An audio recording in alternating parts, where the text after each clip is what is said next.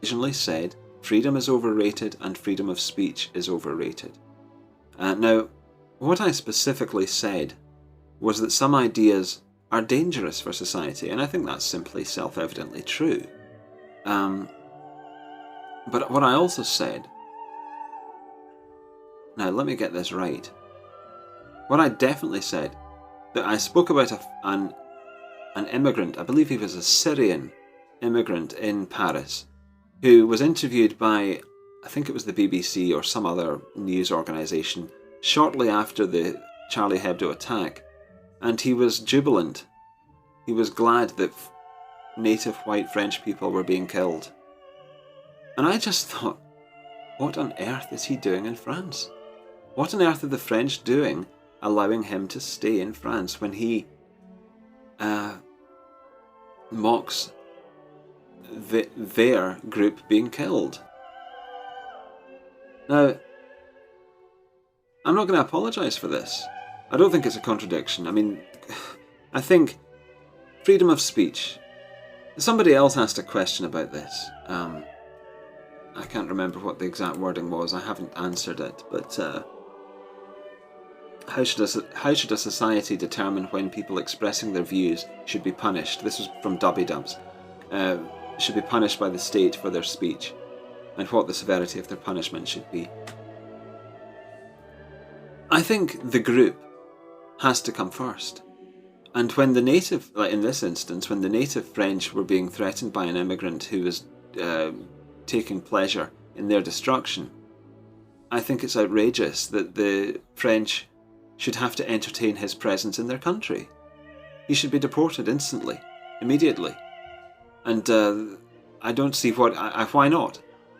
I mean, I'm quite black and white about this. I think his presence does not benefit anyone except himself on economic grounds, and maybe that he can hook up with other French-hating immigrants. But other than that, his presence is certainly not a benefit to the native French, and it is ultimately their country, and that it should be seen as their country far more than it should be seen as his country, because he's just arrived. So in that instance, I don't care about his freedom of speech. I think it's quite right to he can have all the freedom of speech he wants in Syria. He can laugh all he wants at dead Frenchmen from Syria. He shouldn't be in France laughing at dead Frenchmen.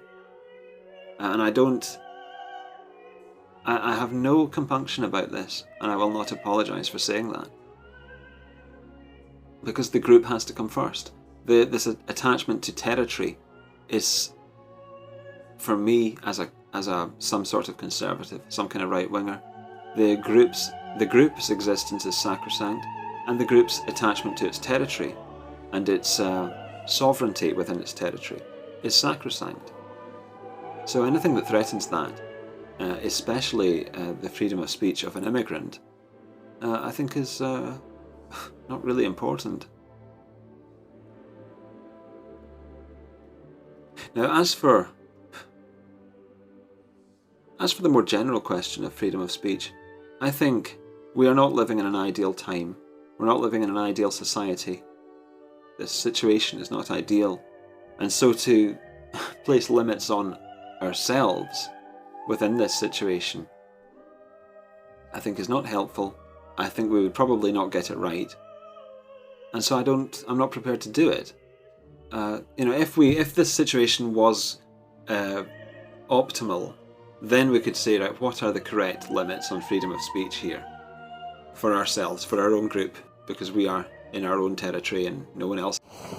So, recently on this channel, I took the time and care to issue an apology to Jeff Holiday for approaching a disagreement with him in the past in an irrational and destructive way. So I don't want this to cancel that out.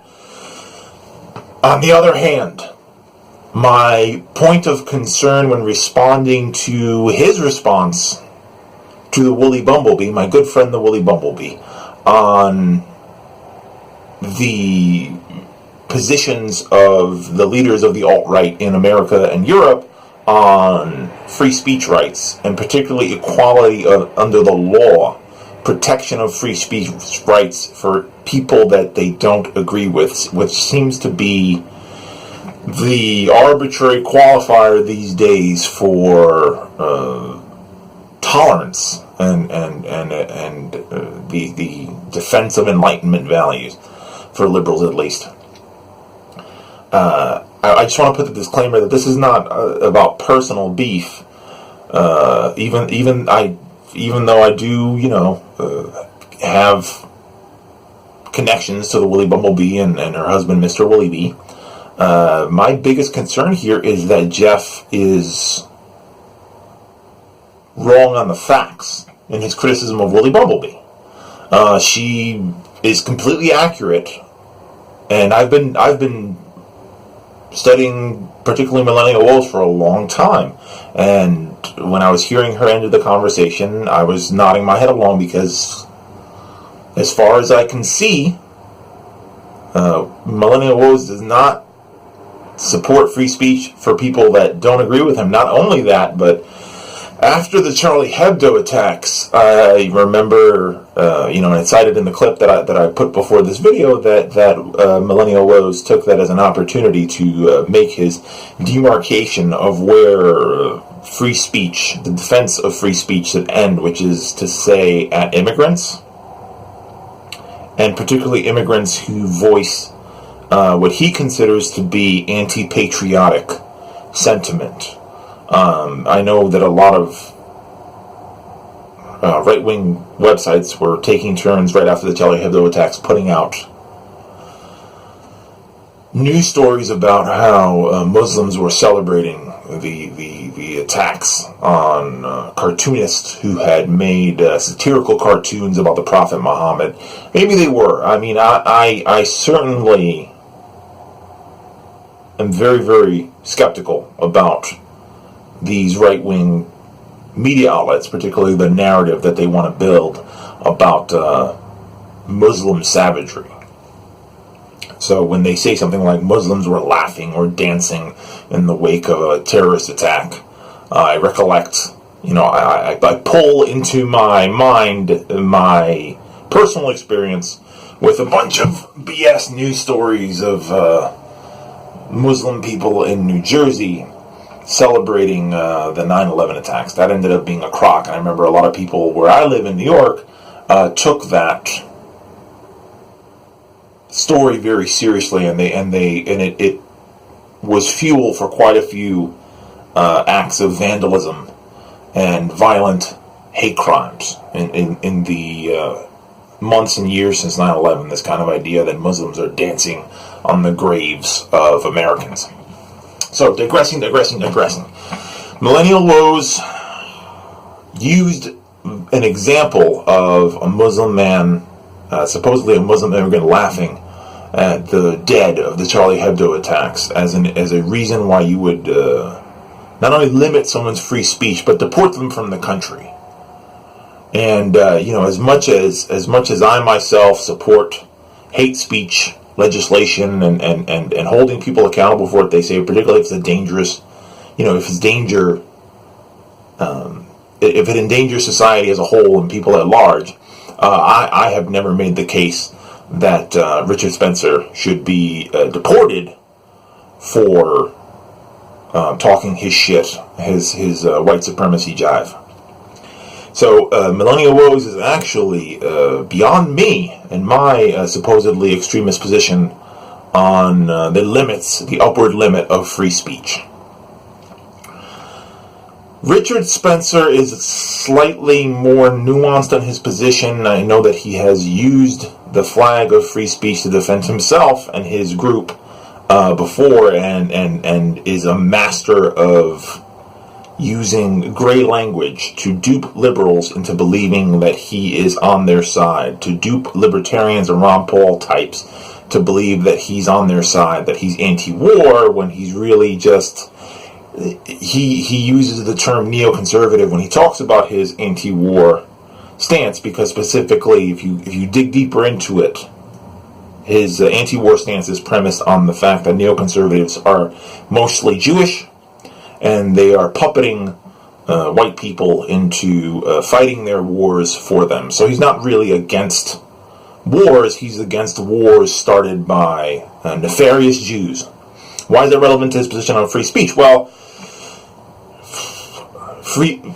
Richard Spencer has been an advocate for free speech rights, but he has also expressed a lot of anti-Constitution sentiment. He has singled out the Equal Protection Clause in the Constitution as particularly a target for him in terms of why he doesn't agree with the U.S. Constitution, and he has spoken out vociferously on several occasions on pushing back against equality under the law, pushing back on equal rights and democracy. You know, I'm not really sure how you're supposed to have free speech in Richard Spencer's world when the guy doesn't even support democracy. Those two things are deeply, deeply linked. So,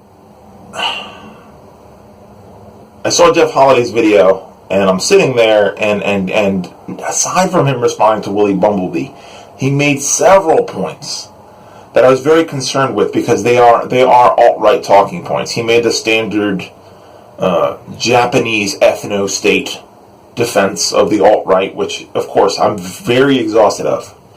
I'm exhausted of having to go over again and again and again how Japan is not a ethno-state. It's not even close to being an ethno-state.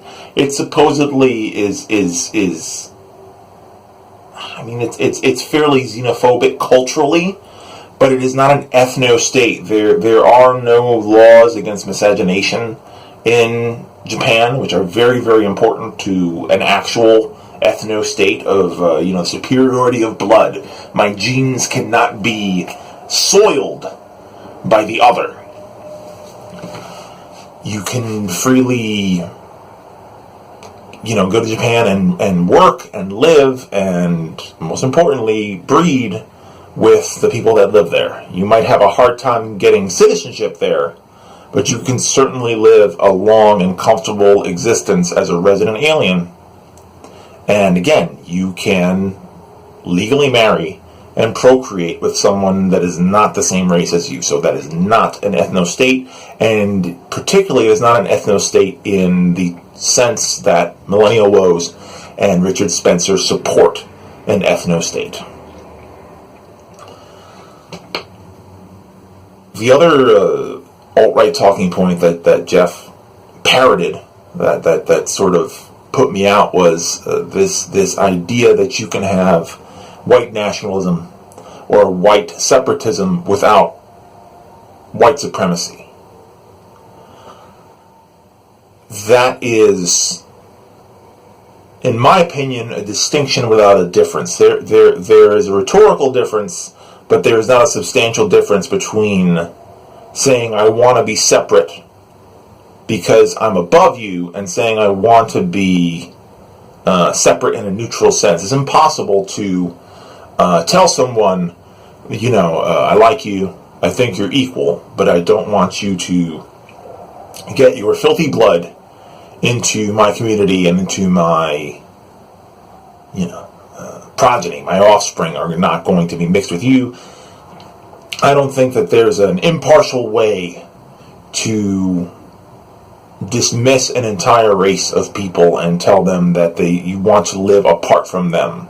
No hard feelings, bro. I just don't want to live near you, and I don't want you to fuck my daughter. And it's just to me repackaged and softened so that they don't trigger opposition from liberals like Jeff. They've learned the toughest thing for being an anti-fascist and being an anarcho-communist is that you have to climb over. I mentioned this before. You have to climb over liberals because liberals judge everything on tone. They are tone Gestapo. They are angry at anarchists because we aren't politely disagreeing, politely debating with the alt-right. And meanwhile, they end up supporting the alt-right because the alt-right knows that all liberals care about is whether or not you raise your voice. You could say the most atrocious shit ever. You could, Spencer has talked about peaceful ethnic cleansing, and liberals go, is it really that bad? He said it very nicely. He said peaceful. So, he's not advocating violence. Who? Only someone who is exclusively concerned about tone could be duped by something like that talking point, peaceful ethnic cleansing.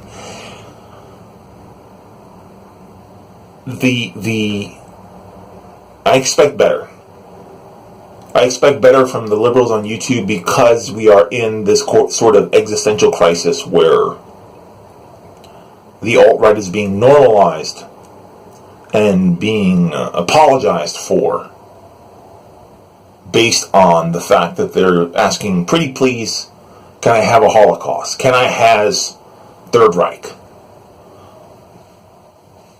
So I just wanted to take the time to, this is not about white knighting for Willie Bumblebee, even though Willie Bumblebee has been very important to me in terms of being someone that supported me as a rookie YouTuber and helped me to navigate this environment. I would not have come in on her behalf if she wasn't right on the facts. And again, this is not a personal thing on Jeff Holiday. I don't want to get into like some kind of a beef back and forth thing.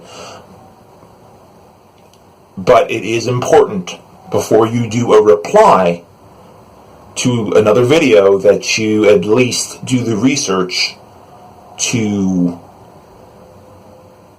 on both sides. There were two parts to this opinion, and it's very important that you yourself do your own diligence, do your own homework on Millennial Woes positions before you defend them.